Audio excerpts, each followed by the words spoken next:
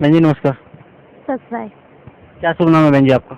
मेरा नाम विमला है, राजस्थान सुमेरपुर की, जिला पाली। बहन जी,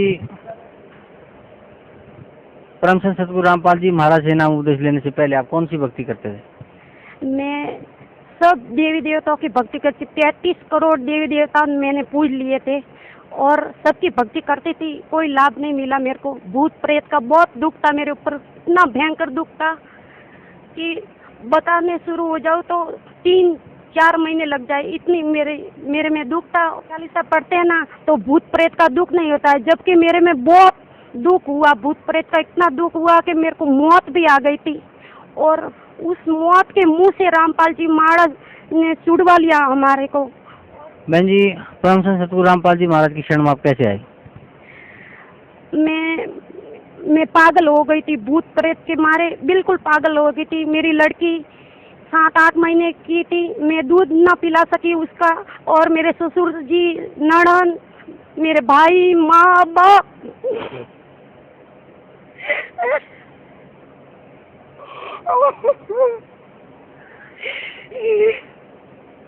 सब मेरे से बहुत दुखी थे, मेरी बहुत सेवा करते थे और मैं पागल हो चुकी थी। किसी को भी नहीं पहचानती थी कि ये मेरा पति है, ये मेरे ससुर जी है, मेरी सास है, ये मेरा बच्चा है। किसी को भी नहीं पहचानती थी। बड़ी बड़ी आंखें करती थी, खुला बाल छोड़ देती, कपड़े वगैरह सब उतार देती थी। फिर मेरे को बंद कमरे में ही रखते थे। मेरी माँ मेरी बहुत सेवा की, मेरी सास ने की, मेरे ससुर जी मेरे बाल बनाते थे और मैं सारा दिन घर में भागती रहती थी। फिर मेरे को पीरों के यहाँ लेकर गए। फिर पीरों के यहाँ गई, मुसलमानों के यहाँ मस्जिद में, तो 7 महीने तक गई। और उधर ऊंजा, ये गुजरात साइड में आया हुआ है ऊंजा, उधर के बकरे की बलि देनी पड़ेगी आपको। तो मैंने कहा मेरे को सुख करने के लिए मैं बकरे की बलि नहीं दूंगी। तो उसने बोला, जो मियाँ होते हैं ना, उन्होंने बोला कि नहीं, बकरे की बलि नहीं देंगे, उसका खून, उसको खोखला कर देंगे, खून चूसेंगे वो भूत प्रेत। और ऐसे ऐसे बहुत मैंने पैसे खर्च कर दिए। फिर भूतनी कहती थी तेरे लड़का नहीं होने दूंगी। फिर मेरे 4 बार गर्भपात हुए। फिर मेरे बड़ा ऑपरेशन हुआ, मेरी बड़ी लड़की ऑपरेशन से हुई और हम इतने गरीब हो गए थे। मेरा पति मेरे में इतना रुपए खर्च किया, कभी मेरे को नहीं बोला कि मैंने इतना तेरे में रुपए खर्च कर दिया। और चारों दिशा में देवी देवताओं के यहाँ सब जगह मेरे बहुत पैसे खर्च किए, लेकिन मेरे को कोई आराम नहीं मिला। और मैं बचपन से भक्ति की बहुत प्यासी थी और मैं भजन कीर्तन में भी जाती थी। तो भजन कीर्तन होते थे, उस टाइम सतगुरु की जय बोलते थे। तब मेरे को ऐसा लगता था कि ऐसा सतगुरु में क्या है जो सबसे पहले सतगुरु की जय बोली जाती है, ऐसा सतगुरु क्या होता है। तब मेरे को ये बात हमेशा चुभती रहती थी। तो मेरे को भक्ति से बहुत लगाव था। मैं गीता जी का पाठ करती थी, शिव पुराण भी मैंने पढ़ी थी। बचपन से मेरे को भक्ति का बहुत शौक था। फिर शादी के 7 महीने के बाद मेरे को हमारा घर नरक बन गया। हमारा ससुराल, इतना दुख देखा मैंने बहुत। मेरी सास और हमारे घर पे भी भूत प्रेतों का सब के ऊपर बहुत दुख था। मेरे छोटी बच्ची को, मेरे पति को, मेरे ससुर जी को। फिर इतने हम सारे जने बहुत परेशान थे, बहुत दुखी थे। फिर एक दिन मेरी मामी मेरे देखने के लिए आई मेरे घर पे। तो उसने बोला कि ये लड़की पीरों के यहाँ जाके थक चुकी है, सारा दिन हाजिरी भरती थी और जेठ के महीने में ऐसे धूप के पत्थरों पे हाजिरी भरती, तो मेरा सारा शरीर फूल जाता था, फोड़े फुंसी हो गए थे। मेरा शरीर किसी को पहचानने लायक नहीं हुआ था। फिर मैं नास्तिक बन गई थी कि मैं किसी की भक्ति नहीं करूंगी, अब सब देवी देवताओं को बाहर फेंकूंगी। मैंने ऐसा मेरे सास को कह दिया था, मम्मी आप तो काम करती हो और मेरे छोटे बच्चे को संभालती हो और मैं पीरों के यहाँ जाके बैठ जाती हूँ, मेरे को बिल्कुल अच्छा नहीं लगता है। फिर मेरी मामी से आई और मेरे को समझाया, वो उपदेश थी रामपाल जी सतगुरु महाराज से। तो मेरे को कहा कि इस बच्ची को हमारे साथ भेज दो और मैं इसको संभाल लूँगी, ये पागल हुई तो हुई, चलो। तो फिर मैंने उनको क्या आपके गुरुजी कैसे है मेरे को बताओ। तो मैंने ये लॉकेट देखा उन्हों के गले में। फिर मेरे को मन हुआ कि इस परम संत का दर्शन करूं, इस मालिक, इस भगवान का, जो मेरे सारे रास्ते के इतने दुखों के काटे थे, इस मालिक ने चुन चुन के इकट्ठा कर दिया और हमको बहुत सुखी कर दिया। फिर मेरी सास वो भी पीड़ित थी, उसको सिर पे लेके पांव तक अग्नि जल रही थी, तो मैंने, मेरी सास और मैं दोनों आई इधर, मेरी 7 महीने की बच्ची को छोड़ के। फिर मेरी ननद उनको संभालती थी, सारी ननद आती थी, मेरे भाई, माँ बाप सब हमारी सेवा करते थे।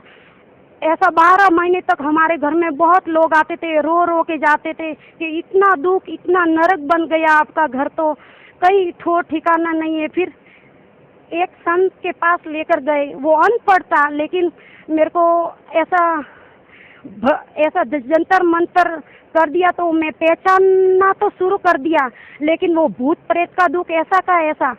तो फिर मैं उस संत को छोड़ दिया और गुरु महाराज के शरण में आई।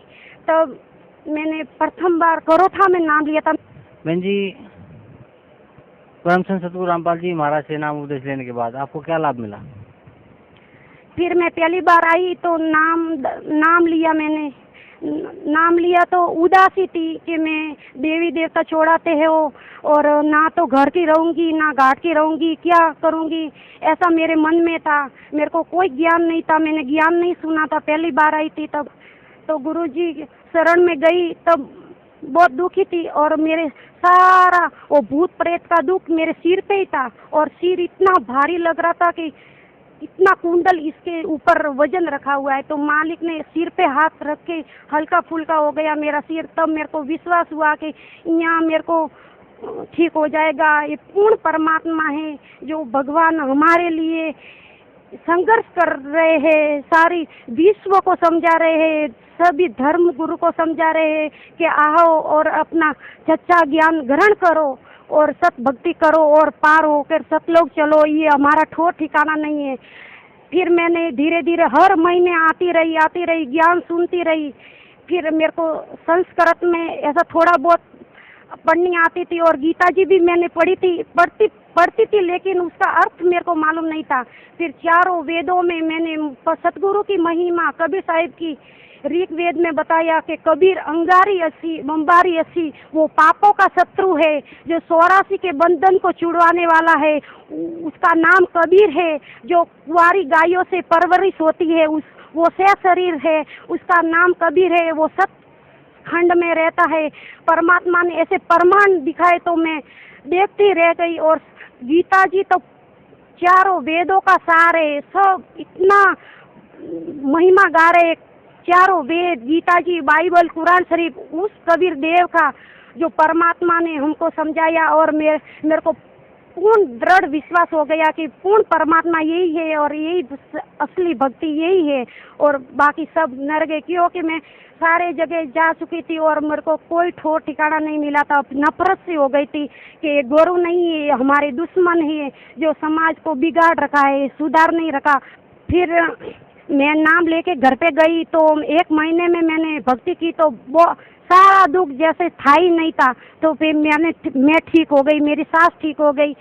फिर मेरी लड़की का आँखों का ऑपरेशन था, 3 साल की मेरी बड़ी लड़की थी उस टाइम, तब वो ऑपरेशन टाल दिया मालिक ने। फिर मेरे ससुर जी बगैर नाम के थे और उन्हों को हार्ट अटैक आया, और हार्ट अटैक आने के बाद गुरुजी ने दर्शन दिए, हमारी लाज रखी कि लोग क्या, मैंने ऐसे ही प्रार्थना की थी मन ही मन कि भगवान हमने नाम ले रखा और लोग क्या कहेंगे कि देवी देवता छोड़ दी इसलिए इनको ऐसा हुआ। तो हमारी लाज रखी और मेरे ससुर जी को बचा लिए। और फिर मेरे 4 बार गर्भपात हुआ था, लड़का नहीं था, फिर लड़का भी हो गया और गुरुजी ने फोन पे नाम दिया परवेश दास, और फायदा ही फायदा हुआ। फिर मेरे पति को टीबी का असर हो गया था, फिर मालिक ने आशीर्वाद दिया कि जा ठीक हो जाएगा, तो वो भी बीमारी चली गई, मेरी भी चली गई, मेरी सास की बीमारी थी वो भी चली गई, और मेरे लड़का हुआ और मेरी बच्ची की आंखें अब स्वस्थ है।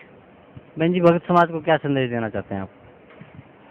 मैं तो भक्त समाज से यही कहूँगी कि आप सब पढ़े लिखे समाज हो और आप ये ज्ञान को पहले सुनो और देखो और उस मालिक को पहचानो जो पूर्ण परमात्मा कबीर साहब आए हुए पूर्ण परमात्मा ही है।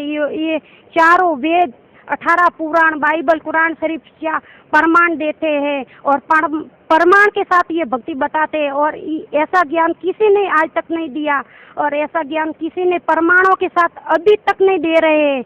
और मालिक सबको बुला के कहते हैं कि आओ और प्रमाण देख के विश्वास करो, फिर नाम दान लो। पहले ज्ञान को समझो, जोर जबरदस्ती किसी को नहीं कहते। पहले यहाँ आओ, देखो, और इधर की व्यवस्था, इधर का खाना पीना सब फ्री, कोई पैसा नहीं।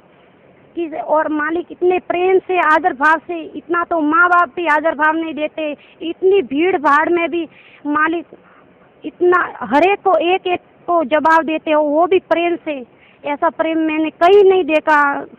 चारों जगह भटक चुकी थी, जहाँ जाओ पैसे जमा करो, खाने के पीने के, इधर कोई चीज़ के पैसे नहीं। इतनी व्यवस्था, इतने लोगों को संभालना, ये पूर्ण परमात्मा ही है जो इतना तगड़ी व्यवस्था मैंने कहीं नहीं देखी। और इधर आता है, इधर मैं जब भी आती हूँ तो मेरे को बहुत अच्छा लगता है कि यही सचखंड है। ये घोर कलयुग में मालिक समाज सुधार हो रहा है, भक्ति भी असली है, नाम भी असली है। और आओ और अपना कल्याण करो और सब लोग चलो। धन्यवाद आपका, बहुत बहुत धन्यवाद।